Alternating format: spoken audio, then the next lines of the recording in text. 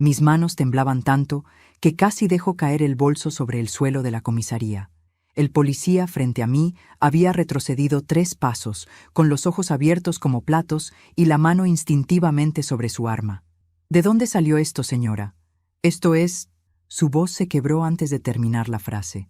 Yo no podía articular palabra. Hace apenas 2 horas estaba en la sala de espera del consultorio médico del doctor Ramírez, nerviosa por los resultados de mis análisis, cuando sentí ese movimiento dentro de mi bolso de cuero marrón. Ese movimiento que no debería estar ahí. Ese movimiento que cambiaría mi vida para siempre. Y todo comenzó porque ignoré lo que vi esa mañana. A Valentina, mi nuera, hurgando en mis cosas mientras yo fingía arreglarme frente al espejo. Debí detenerla, debí confrontarla. Pero llevaba 3 años tragándome las palabras, sonriendo cuando quería gritar, callando cuando debía hablar. 3 años construyendo un castillo de silencio que finalmente se derrumbó en el momento menos esperado, de la forma más aterradora posible. Déjenme retroceder unas horas al momento exacto en que todo estalló. Esa mañana de octubre amaneció fría en mi casa de Palermo. Yo vivía sola desde que mi esposo Roberto murió de un infarto fulminante hace 22 años, cuando nuestro hijo Marco apenas tenía 18. Crié a ese muchacho yo sola, trabajando doble turno en el hospital como enfermera, negándome lujos, sacrificando mis propios sueños para que él pudiera estudiar arquitectura. Y lo logró. Se graduó con honores, consiguió un trabajo excelente, se enamoró. Pero antes de continuar, quiero hacerte una invitación muy especial. Suscríbete al canal y deja tu like. Eso me ayuda a saber que me apoyas y disfrutas mis historias. Y comenta aquí abajo desde qué ciudad estás viendo. Ahora, continuemos. Valentina apareció en nuestras vidas como una tormenta de primavera. Hermosa, arrebatadora, imposible de ignorar. Marco la conoció en una exposición de arte hace 4 años. Ella era galerista, sofisticada, con ese aire de superioridad que algunas personas confunden con elegancia. Desde el primer día supe que algo no encajaba. Una madre siempre sabe. Es un instinto que vive en las entrañas, un susurro primitivo que te advierte del peligro. Pero Marco estaba cegado, perdidamente enamorado, y yo callé. Porque eso es lo que hacen las madres, ¿verdad? Callar para no perder a sus hijos. Se casaron 2 años después en una ceremonia íntima, solo familia cercana. Yo pagué la mitad, aunque apenas me alcanzaba la pensión. Valentina jamás agradeció. Durante la fiesta, la escuché decir a una prima: «Es una lástima que la madre de Marco sea tan simple, pero bueno, no se puede tener todo». Esas palabras se clavaron en mi pecho como vidrios rotos, pero seguí sonriendo, seguí sirviendo champaña, seguí siendo invisible. Después de la boda, las visitas se espaciaron. Marco siempre tenía excusas. «Estamos ocupados, mamá. Valentina tiene una cena de trabajo. Ya te llamaremos». Los almuerzos de los domingos que eran sagrados se volvieron ocasionales, luego raros, luego inexistentes. Y cuando finalmente venían, era Valentina quien dominaba la conversación, quien decidía cuándo se quedaban y cuándo se iban, quien miraba mi pequeño departamento con desdén apenas disimulado. Hace 6 meses, la situación empeoró. Marco perdió un proyecto importante en el estudio de arquitectura. Valentina, según supe después, había acumulado deudas comprando arte que no podían costear, manteniendo una fachada de éxito que se desmoronaba en privado. Vinieron a pedirme dinero, no un préstamo, aunque lo llamaron así. Una ayuda temporal de 50,000 pesos. Era todo lo que tenía ahorrado para una cirugía de cadera que necesitaba urgentemente. Se los di. No he vuelto a ver un peso. Desde entonces, algo cambió en la mirada de Valentina cuando me veía. Antes era desprecio. Ahora era algo más oscuro, calculador, como si estuviera midiendo, evaluando, planeando. Empecé a notar pequeñas cosas, objetos míos que desaparecían cuando ellos visitaban. Una pulsera de oro que me regaló Roberto, un anillo con un pequeño diamante, fotos familiares. Nunca dije nada. ¿Qué podía decir? ¿Acusar a la esposa de mi hijo de robarme? Marco jamás me creería.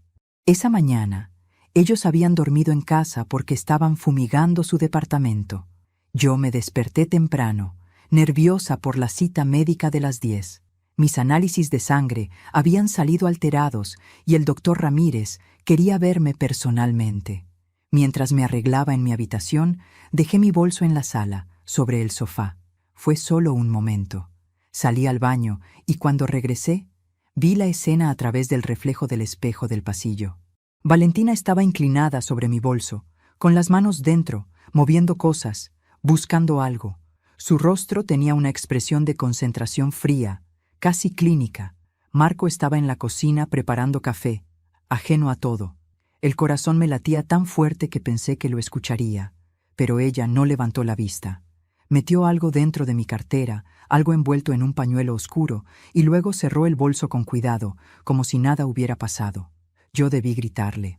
Debí entrar y confrontarla frente a mi hijo, pero el miedo me paralizó. El miedo a crear un conflicto, a perder a Marco definitivamente, a confirmar lo que ya sabía, que mi nuera me odiaba y mi hijo no me defendería.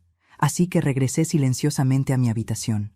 Esperé unos minutos y salí fingiendo normalidad. Les preparé el desayuno. Valentina me sonrió con esa sonrisa falsa que ya conocía tan bien. Gracias, Beatriz. Eres tan buena con nosotros. Después se fueron. Marco me besó la frente distraídamente. Valentina ni siquiera me miró al salir. Yo tomé mi bolso, cerré con llave y me dirigí al consultorio, ignorando el peso extraño que sentía en la cartera, ignorando la voz en mi cabeza que gritaba que revisara, ignorando todos los instintos que me advertían del peligro. Y ahora estaba aquí, en esta comisaría fría, mirando cómo 2 policías más se acercaban con expresiones graves, mientras el contenido de mi bolso, ese contenido que yo no había puesto ahí, ese contenido que Valentina había deslizado con manos expertas, yacía sobre el escritorio como evidencia de un crimen que yo no había cometido. Mi vida acababa de convertirse en una pesadilla, y lo peor estaba por venir.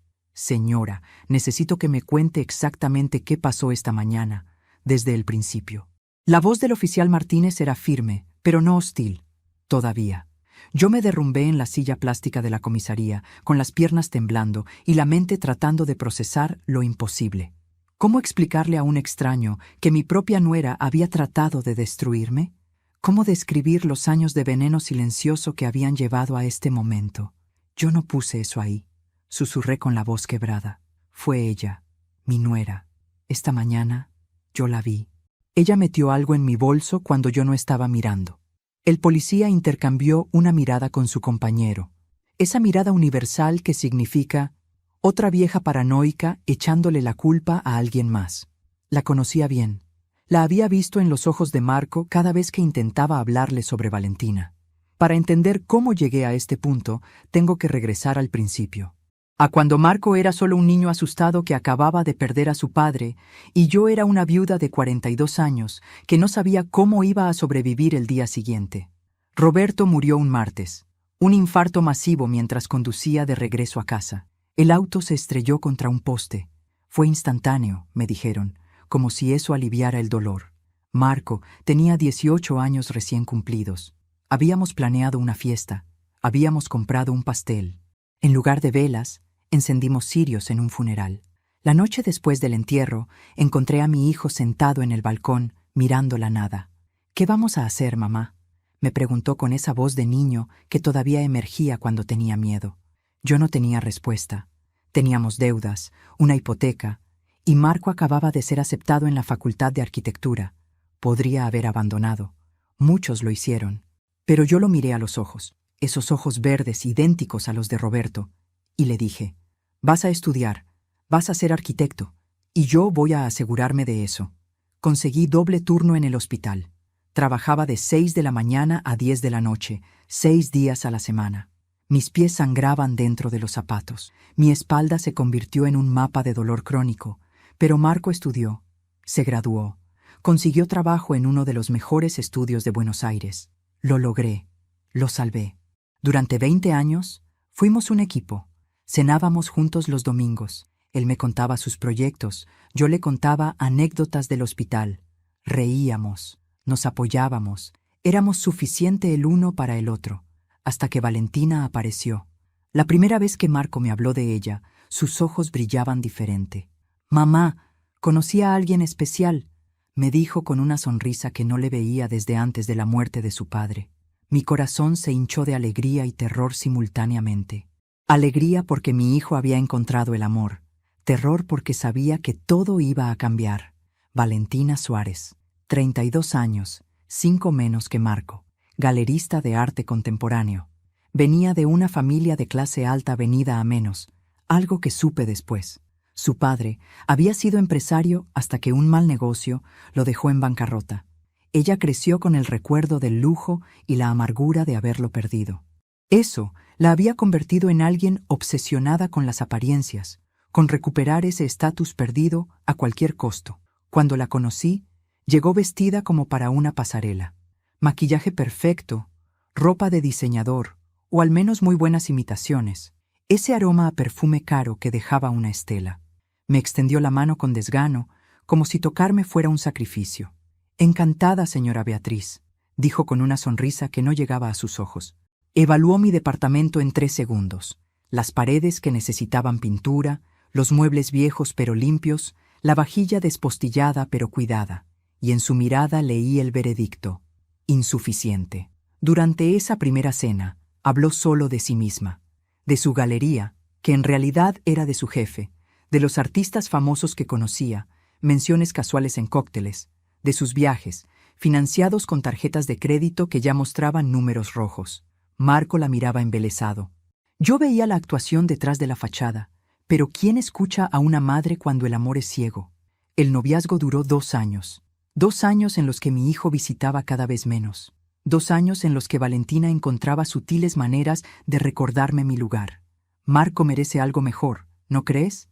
Cuando tengamos nuestra casa, será completamente diferente a esto. Es una lástima que no pudiste darle a Marco las oportunidades que él merece. Veneno destilado gota a gota. Y yo callaba. Siempre callaba. Porque tenía miedo de que si hablaba, si decía la verdad sobre lo que veía, Marco elegiría a Valentina y yo lo perdería para siempre. Ahora, sentada en esta comisaría, mirando cómo catalogaban evidencia que podría enviarme a prisión, entendí el precio terrible de ese silencio. El oficial Martínez me estaba hablando, pero sus palabras llegaban distorsionadas, como si estuviera bajo el agua. «Señora Beatriz, ¿me está escuchando? Necesitamos tomar su declaración formal. Esto es muy serio, serio». Qué palabra tan insuficiente para describir el abismo en el que me encontraba.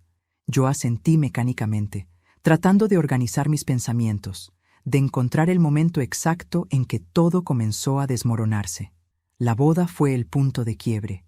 Después de esa ceremonia íntima donde gasté mis ahorros y recibí apenas un gracias murmurado, las cosas cambiaron con una velocidad aterradora. Al principio fueron pequeñas cosas, tan sutiles que yo misma dudaba de mi percepción, como cuando Valentina cambió el horario del almuerzo dominical sin consultarme. «Es que a esa hora tenemos yoga, Beatriz. Vendremos más tarde». Más tarde se convirtió en la tarde, luego en quizás la próxima semana, luego en nada. Cuando yo llamaba a Marco, Valentina contestaba: «Está ocupado, te llama después», decía con esa voz melosa que ocultaba acero. Él nunca llamaba después. Cuando yo insistía, cuando me atrevía a marcar por 3ª vez en el día porque necesitaba hablar con mi hijo, ella suspiraba audiblemente: «Beatriz, Marco tiene mucho trabajo. No puedes estar llamando todo el tiempo. Pareces desesperada, desesperada». Esa palabra me persiguió durante meses. ¿Era desesperación querer hablar con mi único hijo? ¿Era desesperación extrañar los domingos que habían sido sagrados durante 20 años? Comencé a cuestionarme. Tal vez Valentina tenía razón. Tal vez yo era la típica suegra entrometida de las que se burlan en las comedias. Tal vez debía darles espacio. Así que retrocedí. Dejé de llamar tan seguido. Esperaba que ellos me buscaran. A veces pasaban 2 semanas sin noticias. Una vez pasó un mes entero. Cuando finalmente Marco apareció, no venía solo para visitarme. Venía porque necesitaban algo, que les guardara unas cajas, que les prestara la aspiradora, que firmara unos papeles que Valentina necesitaba para un trámite. Nunca explicaba qué trámite. Yo nunca preguntaba. Las visitas se convirtieron en transacciones.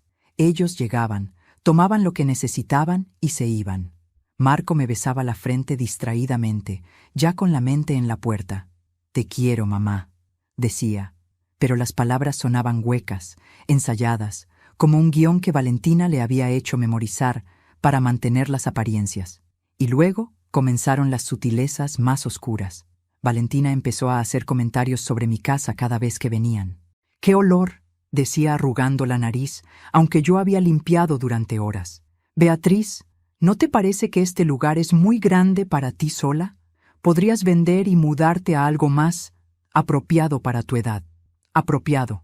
Como si los 64 años me convirtieran en alguien que debía ser guardada en un armario, invisible, silenciosa, pequeña. Un día encontré a Valentina revisando mis armarios. «Solo buscaba toallas», dijo con una sonrisa. Pero yo sabía que mentía. Había visto cómo sus ojos catalogaban cada objeto, cada cajón, calculando valor, buscando oportunidades. 2 semanas después, la pulsera de oro de Roberto desapareció. La que nunca me quitaba, la que dejé en el baño mientras me duchaba. Cuando les pregunté si la habían visto, Valentina abrió los ojos con inocencia estudiada. «¿Una pulsera? No, Beatriz. ¿Estás segura de que no la perdiste? A tu edad, la memoria empieza a fallar. A tu edad». Esas 3 palabras se convirtieron en el mantra de Valentina para desacreditarme. A tu edad no deberías vivir sola. A tu edad es normal confundirse.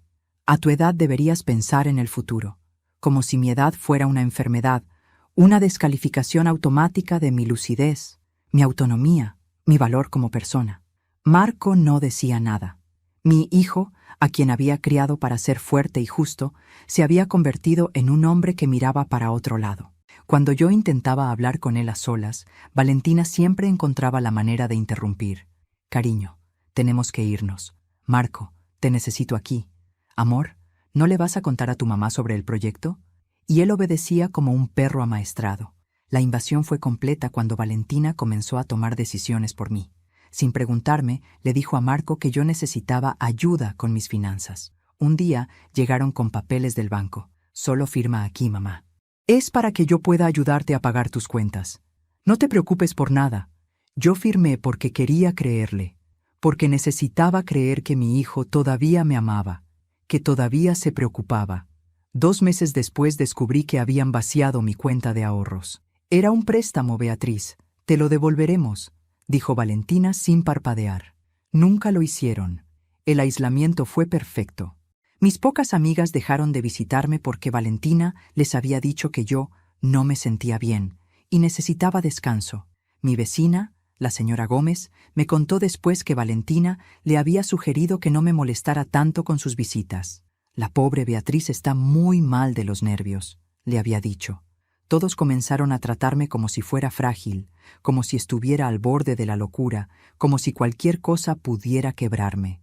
Y ahora, sentada frente a este policía que me miraba con creciente sospecha, entendí que todo había sido calculado. Cada movimiento, cada palabra, cada humillación había sido parte de un plan. «Tiene que haber testigos», dijo finalmente el oficial Martínez, sacándome de mis pensamientos. «Alguien que pueda corroborar que usted vio a su nuera manipulando su bolso». Yo negué con la cabeza lentamente, sintiendo cómo las lágrimas comenzaban a acumularse. No había testigos. Valentina se había asegurado de eso. Siempre se aseguraba de eso. Los últimos 6 meses habían sido una pesadilla de señales que yo ignoré por cobardía, por amor equivocado, por ese miedo paralizante de perder a Marco definitivamente. Ahora esas señales brillaban en mi memoria como luces de emergencia que llegaban demasiado tarde. Todo se intensificó después de que les presté los 50,000 pesos. Valentina cambió. Antes me trataba con desprecio disfrazado de cortesía. Después comenzó a tratarme con algo peor: familiaridad. Como si el dinero le hubiera dado derechos sobre mí, sobre mi vida, sobre mi casa. Empezó a aparecer sin avisar. Tocaba el timbre a las 7 de la mañana. «Pasaba por aquí y pensé en visitarte». Nunca pasaba por aquí. Su ruta al trabajo estaba en la dirección opuesta. Entraba sin esperar invitación. Caminaba por mi casa como si fuera suya. Abría cajones buscando un vaso de agua. Revisaba mi correspondencia para ayudarte a organizarte. Una vez la encontré en mi habitación, mirando las fotos de Roberto y Marco que guardaba en mi mesa de noche. «Qué nostálgica eres, Beatriz», dijo sin una pizca de calidez. «Vivir en el pasado no es sano». Pero lo que más me perturbó fueron las conversaciones que escuché sin querer. Una tarde, ellos estaban en la sala mientras yo preparaba café en la cocina. Las paredes de mi viejo departamento son delgadas. La voz de Valentina llegaba clara. «No puede durar mucho más. Con su edad y esos análisis alterados, es cuestión de tiempo». Marco murmuró algo que no alcancé a oír. Ella continuó. «Y cuando eso pase, este lugar será nuestro. Podemos venderlo y finalmente salir de nuestras deudas. Es la solución perfecta». Mi mano tembló tanto que casi dejó caer la cafetera. ¿Estaban esperando mi muerte? ¿Planeándola? No, me dije. Estoy exagerando. Estoy paranoica. A tu edad la mente te juega trucos, ¿recuerdas? Las palabras de Valentina resonaban en mi cabeza. Pero las señales continuaron. Mis medicamentos comenzaron a desaparecer. Yo los dejaba en el botiquín del baño y al día siguiente faltaban pastillas. Al principio pensé que me había confundido con las dosis, pero luego encontré el frasco de mi medicamento para la presión vacío, aunque lo había comprado apenas 3 días antes. Cuando les mencioné esto a ellos durante una visita, Valentina me miró con esa expresión de preocupación falsa que ya conocía tan bien. «Beatriz, eso suena serio. Tal vez deberías ver a un neurólogo. Los problemas de memoria a tu edad pueden ser señal de algo más grave». Los objetos no solo desaparecían, aparecían. Cosas que yo no había comprado, no había usado. Una botella de whisky en mi cocina cuando yo no bebo alcohol. Cajas de medicamentos que no eran míos. Una vez encontré un sobre con dinero en efectivo escondido dentro de un libro. 5,000 pesos que definitivamente yo no había puesto ahí. Cuando lo encontré, sentí un escalofrío. Era como si alguien estuviera preparando un escenario, construyendo una narrativa. Las visitas de Valentina se volvieron más frecuentes y más inquietantes. Siempre tenía una excusa. Necesitaba usar mi computadora porque la suya se había descompuesto. Necesitaba guardar cajas en mi sótano porque estaban remodelando. Necesitaba revisar unos documentos en mi escritorio. Yo la dejaba porque no sabía cómo negarme sin crear un conflicto mayor. Y cada vez que se iba, sentía que algo había cambiado en mi casa, como si ella estuviera moviendo piezas en un tablero que yo no podía ver. Marco ya no era Marco. Las pocas veces que lo veía solo, momentos robados cuando Valentina iba al baño o atendía una llamada, lucía agotado, derrotado. Tenía ojeras profundas, había perdido peso. Una vez intenté preguntarle si todo estaba bien. «Mamá, no empieces», me cortó con una dureza que no le conocía. «Valentina tiene razón. Eres demasiado entrometida». Y yo callé. Una vez más, callé. El oficial Martínez seguía esperando mi declaración formal, pero antes de continuar con lo que pasó en la comisaría, necesito que entiendas cómo descubrí la verdad. Porque la verdad, cuando finalmente llegó, fue como un tsunami que arrasó con todo lo que yo creía saber sobre mi nuera, sobre mi hijo, sobre la pesadilla en la que se había convertido mi vida. Fue hace 3 semanas, un martes por la tarde. Valentina había venido sola, algo inusual. Marco estaba en el interior del país supervisando una obra. Ella apareció con esa sonrisa que ahora reconozco como su máscara de batalla. «Necesito dejar una caja aquí, Beatriz. Solo por unos días. Es material de la galería, muy delicado». Yo asentí. Siempre asentía. Ella bajó una caja mediana del auto y la dejó en mi cuarto de visitas, ese que ya no recibía visitas porque Valentina se había encargado de espantar a todos. Esa noche no pude dormir. Algo en la urgencia con la que Valentina había dejado esa caja me inquietaba. A las 3 de la madrugada, con el insomnio clavado en mis huesos, decidí mirar. «Solo un vistazo», me dije, «solo para calmar esta ansiedad que me está consumiendo». La caja no estaba sellada. Dentro había carpetas, muchas carpetas, documentos del banco, estados de cuenta. Y cuando comencé a leer, sentí que el piso desaparecía bajo mis pies. Valentina no era galerista. Nunca lo había sido. Había trabajado como asistente en una galería durante 6 meses, hace 4 años, antes de conocer a Marco. La despidieron por irregularidades en el inventario. Todo lo demás había sido mentira. La galería de la que hablaba era propiedad de un exnovio que la había echado de su vida tras descubrir que ella había falsificado su firma en varios documentos. Pero eso no era lo peor. Entre los papeles encontré estados de cuenta de casinos online, deudas por más de 200,000 pesos, préstamos de usureros con intereses del 40% mensual, tarjetas de crédito al límite, y lo más escalofriante, conversaciones impresas de WhatsApp donde ella discutía con alguien llamado Matías sobre cómo acelerar el proceso y asegurar la herencia antes de que la vieja la dilapide. La vieja. Yo era la vieja en esas conversaciones. Mis manos temblaban tanto que los papeles se caían al suelo. Seguí leyendo, incapaz de detenerme, aunque cada línea era un golpe al estómago. Había un plan detallado, un cronograma. Valentina había investigado mis finanzas, mi testamento, el valor de mi departamento. Sabía exactamente cuánto valdría mi muerte para ellos. $300,000 entre el departamento, un seguro de vida que yo había olvidado que tenía, y una pequeña herencia que me había dejado mi hermana hacía años. Antes de continuar, dime aquí en los comentarios qué te está pareciendo esta historia hasta ahora, y qué harías tú en el lugar de ellos. No salgas del video, porque lo que viene a continuación te va a poner la piel de gallina.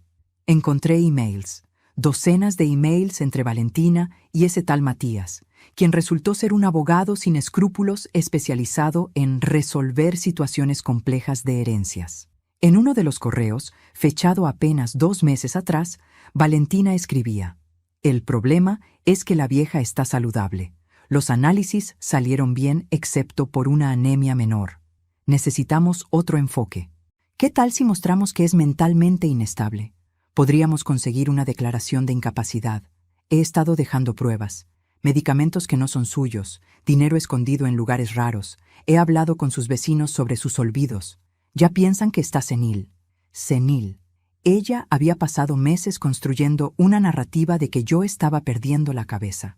Las desapariciones de objetos, las cosas que aparecían, los comentarios sobre mi edad, todo había sido deliberado.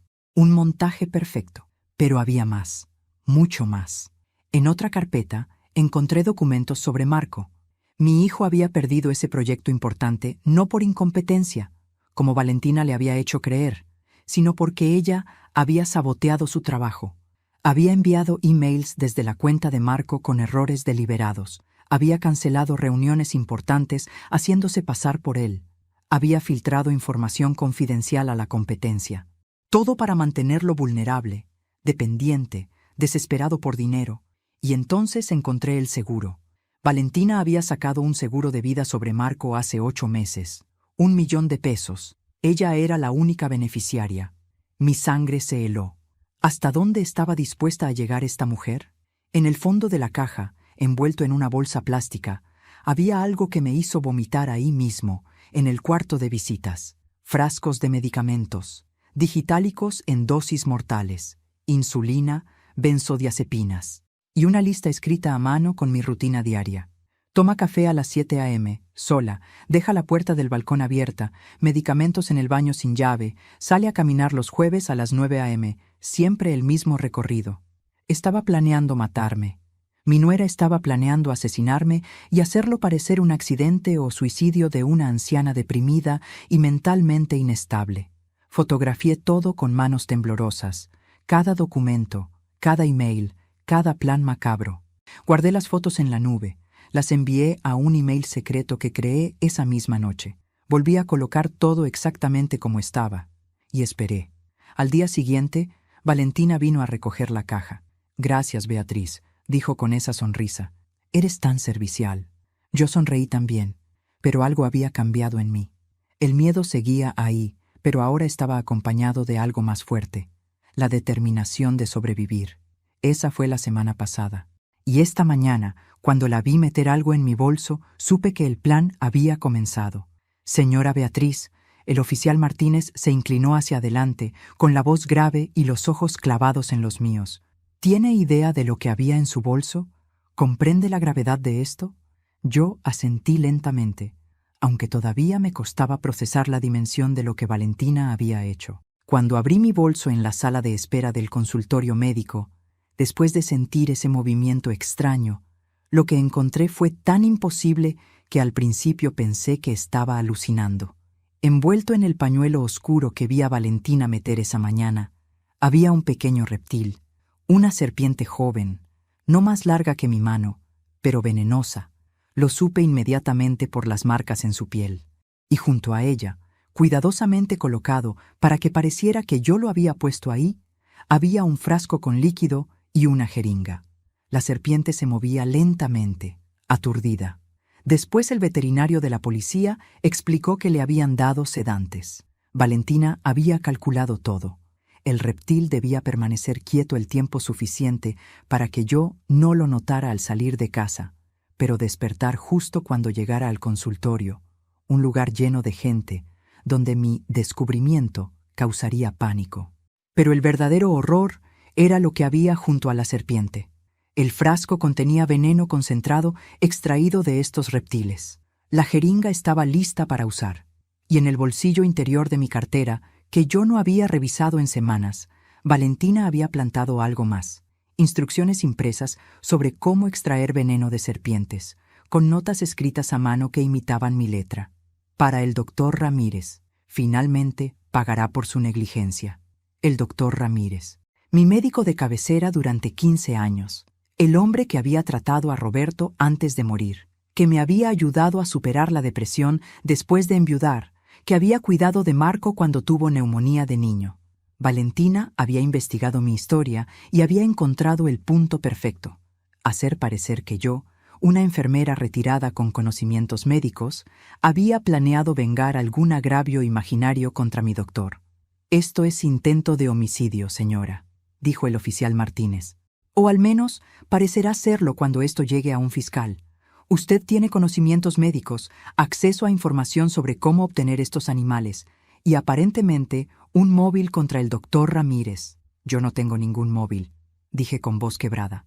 «El doctor Ramírez es un santo. Jamás le haría daño a nadie, mucho menos a él». «Entonces, ¿cómo explica las notas? ¿La serpiente en su bolso? ¿La jeringa con veneno?» El oficial no era cruel, pero tampoco me creía. ¿Por qué lo haría? Yo era una mujer de 64 años acusando a su nuera de un plan elaborado de asesinato. Sonaba a locura. Sonaba exactamente a lo que Valentina había pasado meses construyendo.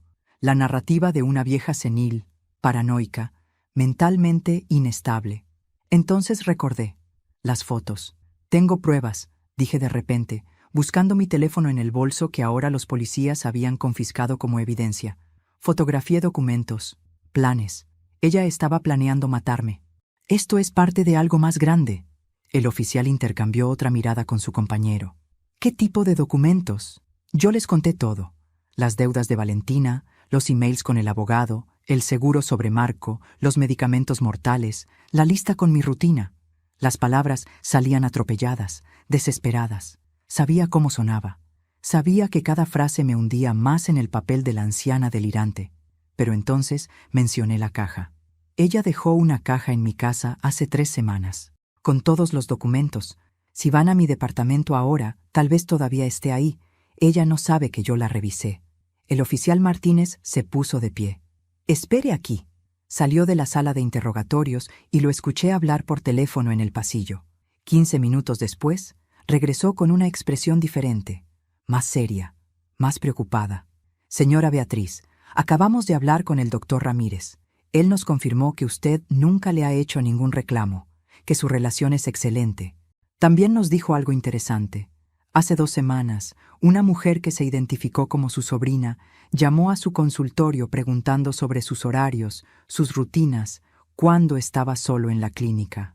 Mi corazón latió más fuerte. Yo no tengo sobrinas. Eso pensamos, y hay más. Vamos a necesitar que nos dé acceso a su departamento, y vamos a necesitar hablar con su nuera». 3 patrulleros llegaron a mi edificio en Palermo. Los vecinos salieron a los balcones, curiosos, murmurando. La señora Gómez me vio bajar del auto policial y se llevó la mano a la boca, horrorizada. Yo caminaba entre 2 oficiales, sintiendo cada mirada como un juicio. Esto era exactamente lo que Valentina había planeado: mi humillación pública, mi destrucción social. Incluso si lograba demostrar mi inocencia, el daño estaba hecho. Los vecinos siempre recordarían el día en que la policía vino por la vieja Beatriz. El oficial Martínez tenía la orden de allanamiento. Subimos al 5º piso y yo busqué mis llaves con manos temblorosas. Pero antes de que pudiera abrir, la puerta del fondo del pasillo se abrió violentamente. Era Marco, mi hijo. Lucía desencajado, con el cabello revuelto y los ojos inyectados de sangre. «¿Mamá? ¿Qué está pasando? Valentina me llamó diciendo que te habían arrestado. ¿Por qué hay policías aquí?» Detrás de él apareció Valentina, y en su rostro vi algo que me heló la sangre.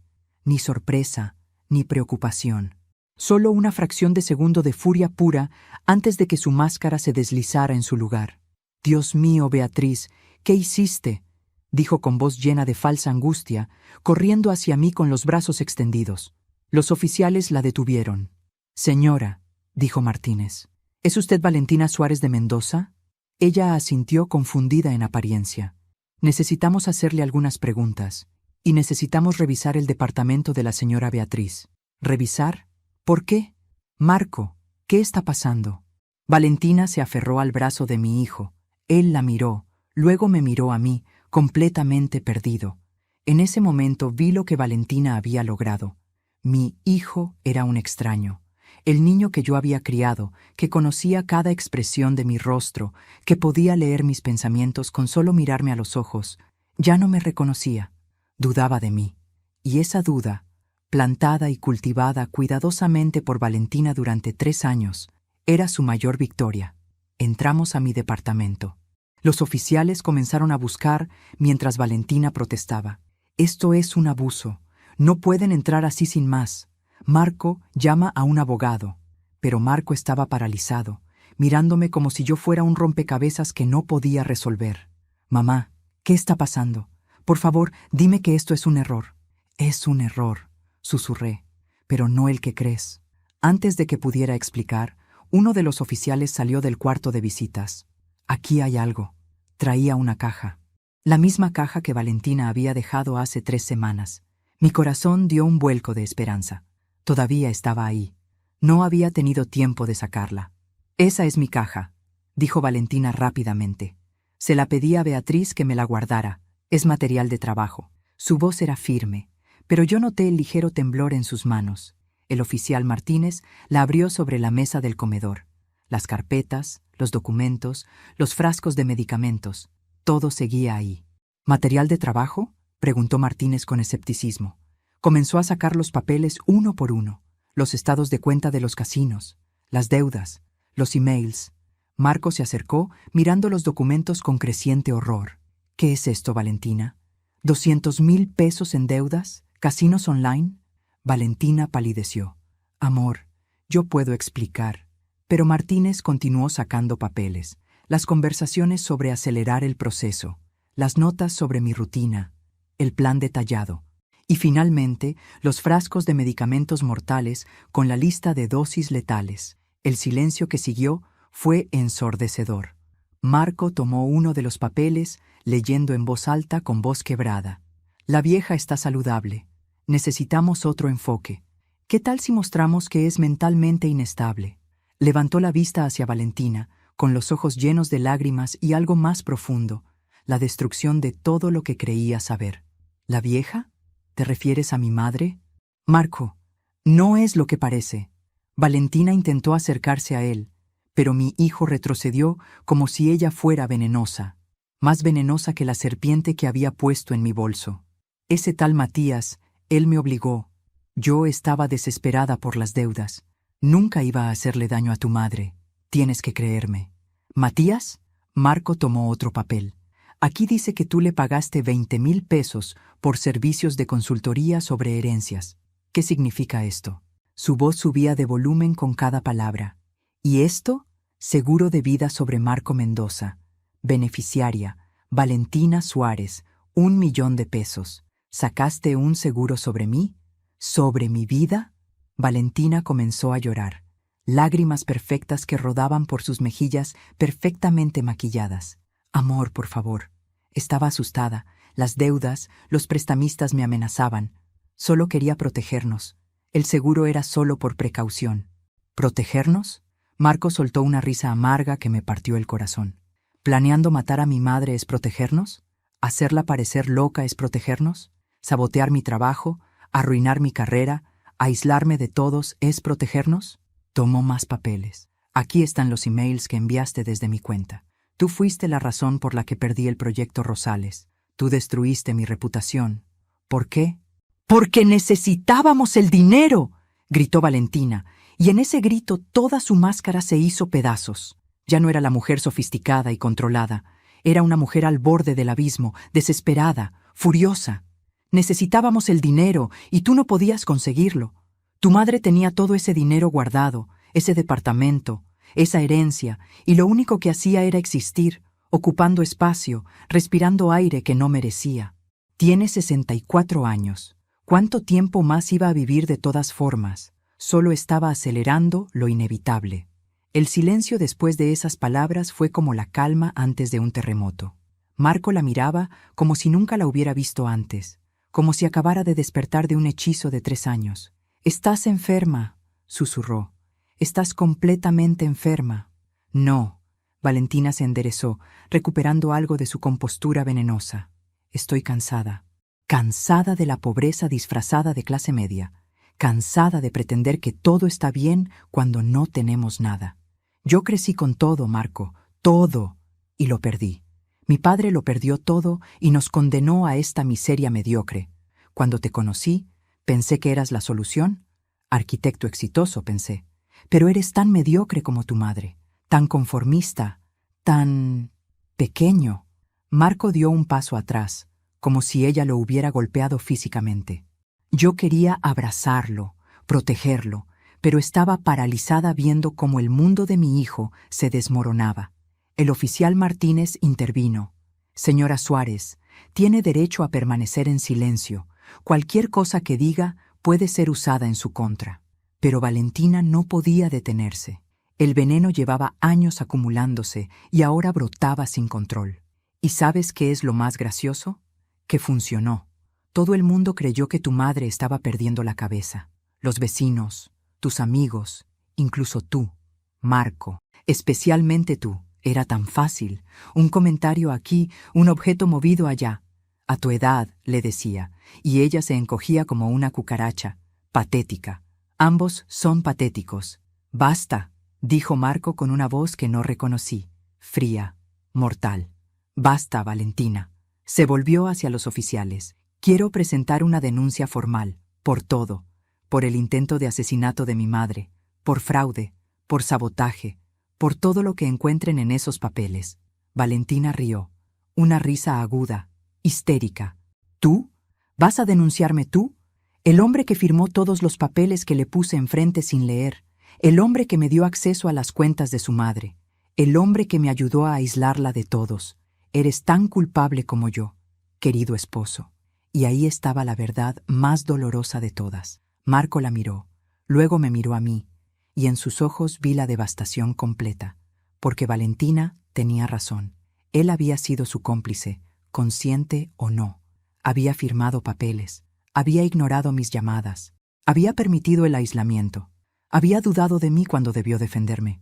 Mi hijo había elegido a su esposa sobre su madre una y otra vez, y ahora debía vivir con las consecuencias de esas elecciones. Los oficiales esposaron a Valentina. Ella no resistió, pero tampoco dejó de hablar. «Esto no termina aquí. Tengo contactos, tengo abogados, y tengo toda la evidencia de cómo Marco participó en esto. Si me hundo, él se hunde conmigo». La sacaron del departamento mientras ella seguía gritando amenazas y acusaciones. Marco y yo nos quedamos solos en medio del caos, papeles esparcidos sobre la mesa, la evidencia de 3 años de manipulación y crueldad. Él se dejó caer en el sofá, con la cabeza entre las manos. «Mamá, yo no sé qué decir, no sé cómo disculparme por...». Su voz se quebró y comenzó a sollozar como no lo hacía desde que era un niño. Yo me senté a su lado. Parte de mí quería abrazarlo.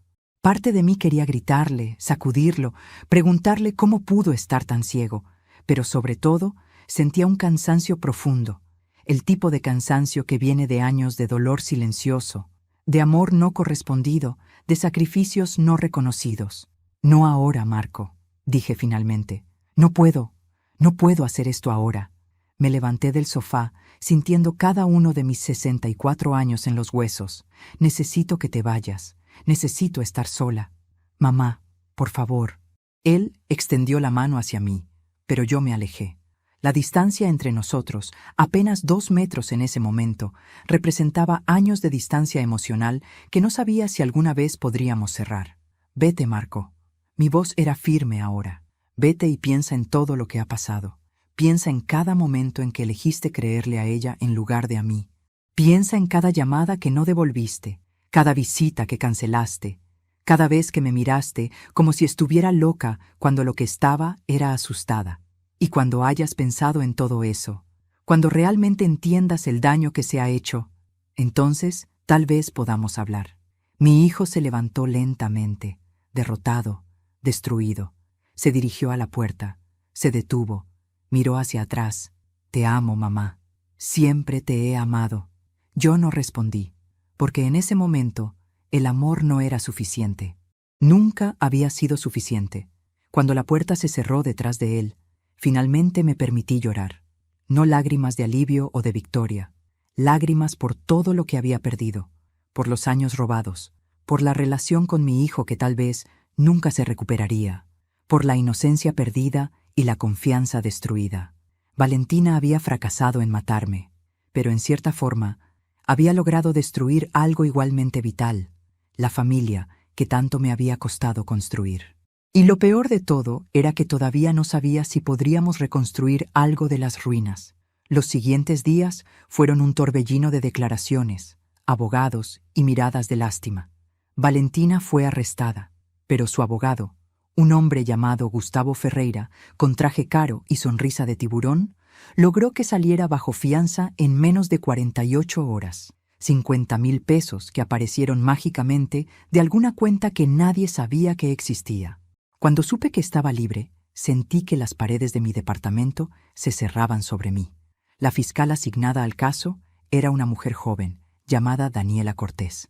35 años, cabello recogido en un moño apretado, ojos que habían visto demasiado.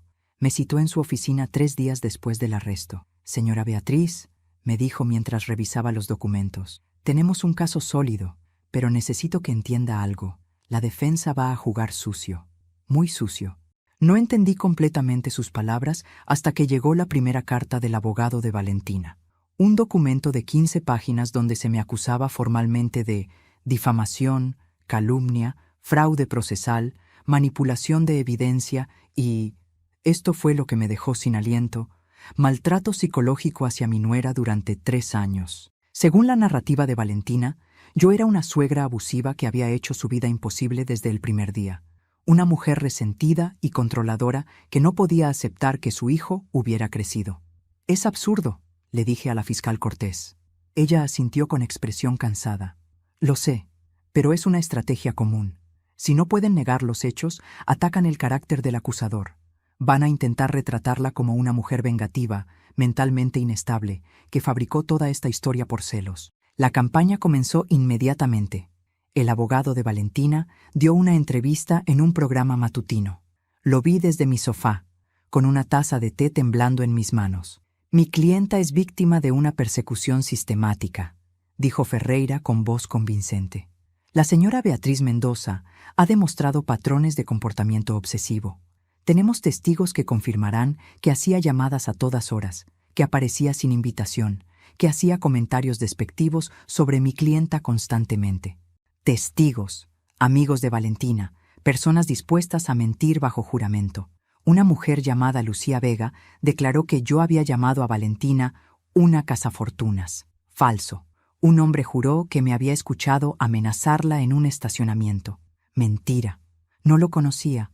Pero lo peor vino de la prima de Marco, Lorena, a quien yo había ayudado a pagar su matrícula universitaria. La tía Beatriz siempre fue muy posesiva con Marco. Nunca aceptó que ninguna mujer fuera suficientemente buena para él. Valentina es una víctima en todo esto. Las palabras me dolieron más que cualquier golpe físico. Marco no daba entrevistas. Su silencio era ensordecedor. La fiscal Cortés me explicó. Su testimonio es crucial, pero legalmente no puede ser obligado a testificar contra su esposa. Y cualquier cosa que diga puede incriminarlo como cómplice. ¿Cómplice?, repetí. ¿Mi hijo podría ir a prisión? Ella suspiró. Él firmó documentos que le dieron a Valentina acceso a sus cuentas.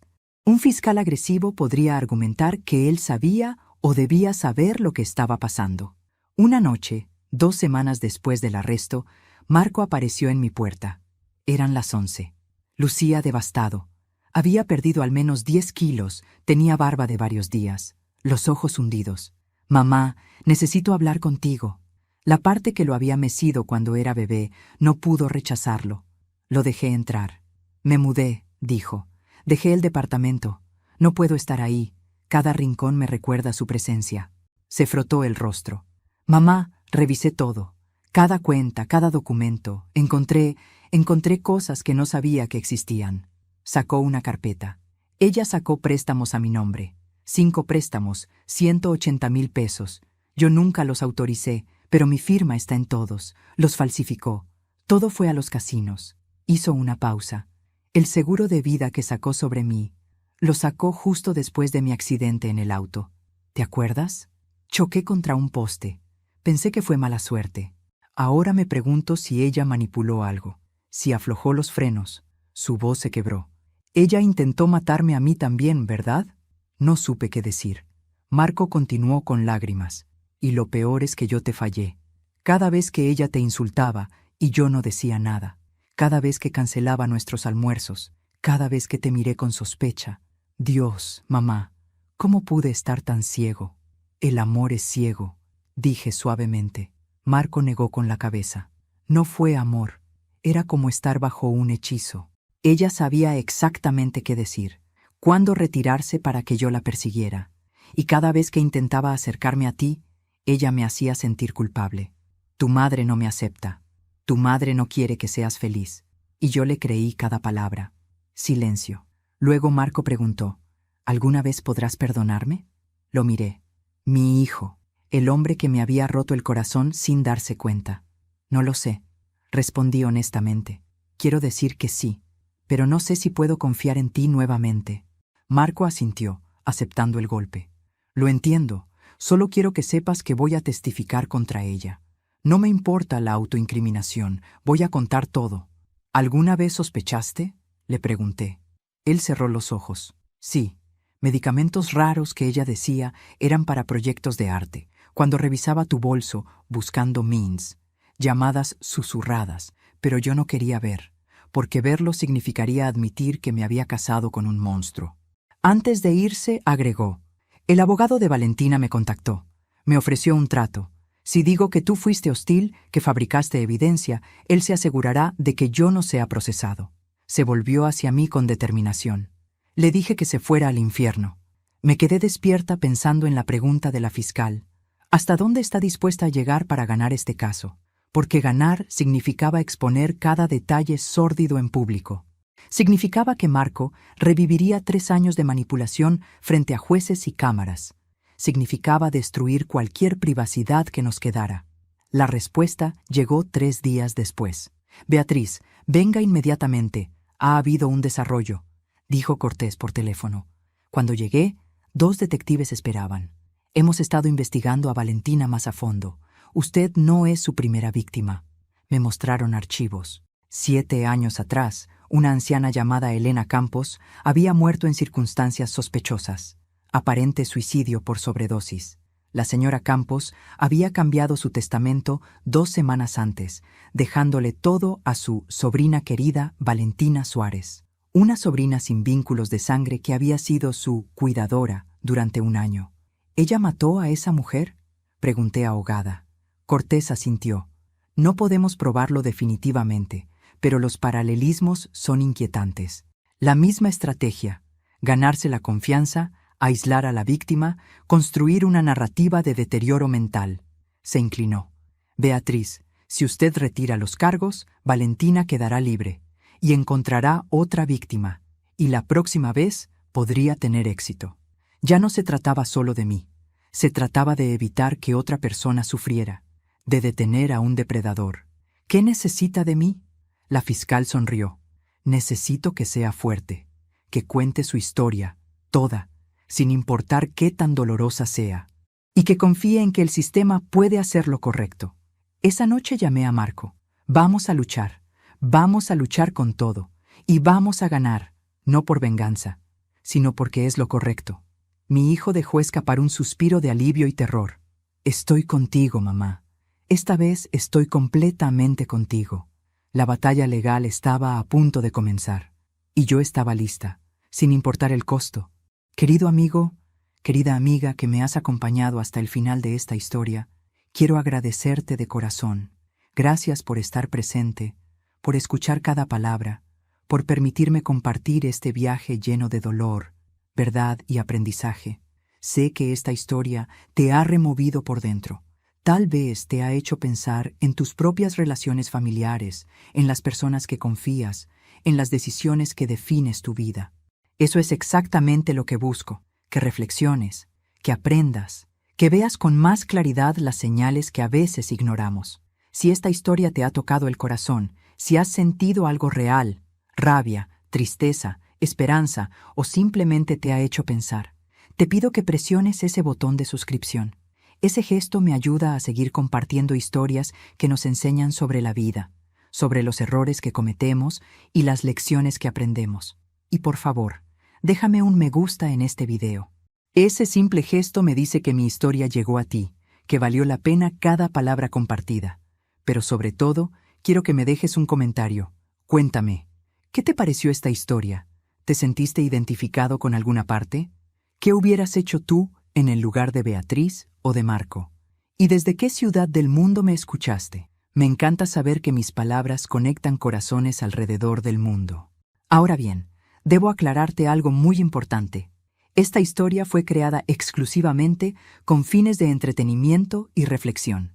Es una narración completamente ficticia, una parábola moderna diseñada para ilustrar patrones de comportamiento humano y las consecuencias de nuestras decisiones.